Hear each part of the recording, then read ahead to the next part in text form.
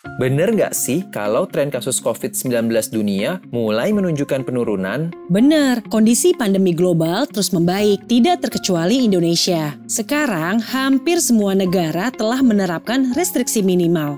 Dengar-dengar, negara-negara banyak yang mengalami inflasi. Harga komoditas global masih nggak stabil. Ekonomi dunia juga melambat.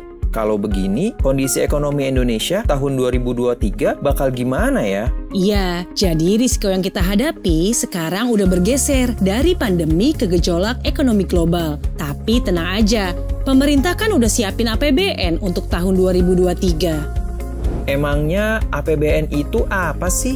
APBN merupakan salah satu alat pemerintah untuk mensejahterakan masyarakat. Dengan adanya APBN, rencana dan sasaran pembangunan selama 1 tahun dapat terlaksana dengan baik. Gampangnya, APBN merupakan uang rakyat yang dikumpulkan dan dibelanjakan oleh pemerintah. Terus, apa rencana pemerintah untuk APBN tahun 2023? Nah, di tahun 2023 mendatang, APBN memiliki tema peningkatan produktivitas untuk transformasi ekonomi yang inklusif dan berkelanjutan. Pemerintah menyusun APBN dengan memperhatikan prediksi kondisi ekonomi tahun depan atau biasanya disebut asumsi makro. Dengan asumsi tersebut, pemerintah memperkirakan pendapatan negara tahun 2023 sebesar Rp2.463 triliun.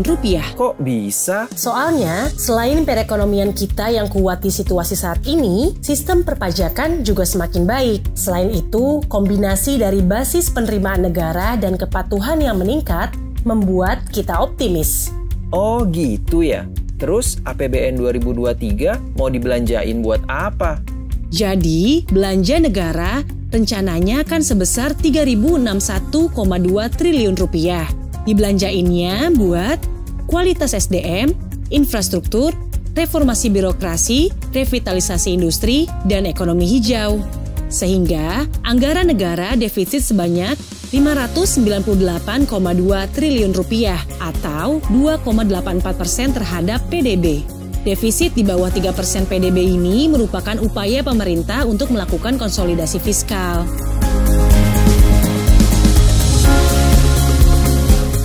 Untuk meningkatkan kualitas SDM dalam rangka mewujudkan SDM unggul dan berdaya saing, anggaran pendidikan dialokasikan sebesar Rp612,2 triliun.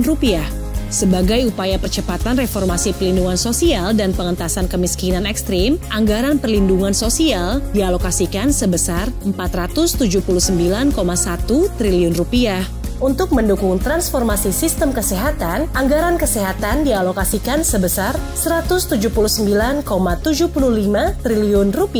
Untuk percepatan pembangunan infrastruktur dalam mendukung transformasi ekonomi, anggaran infrastruktur berjumlah Rp392 triliun. Untuk mendorong peningkatan ketersediaan akses dan kualitas pangan, anggaran ketahanan pangan dialokasikan sebesar Rp95 triliun.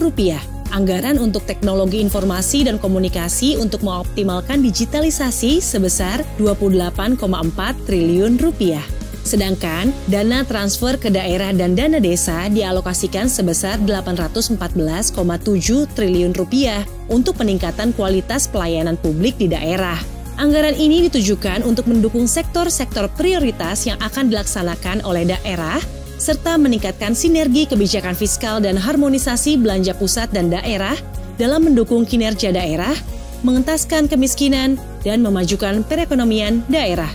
APBN 2023 tentu terus diharapkan menjadi instrumen efektif dalam menjaga perekonomian. Namun, APBN 2023 jelas akan terus diuji dengan gejolak ekonomi yang tidak mudah. Oleh karena itu, kebijakan APBN 2023 optimis namun tetap waspada.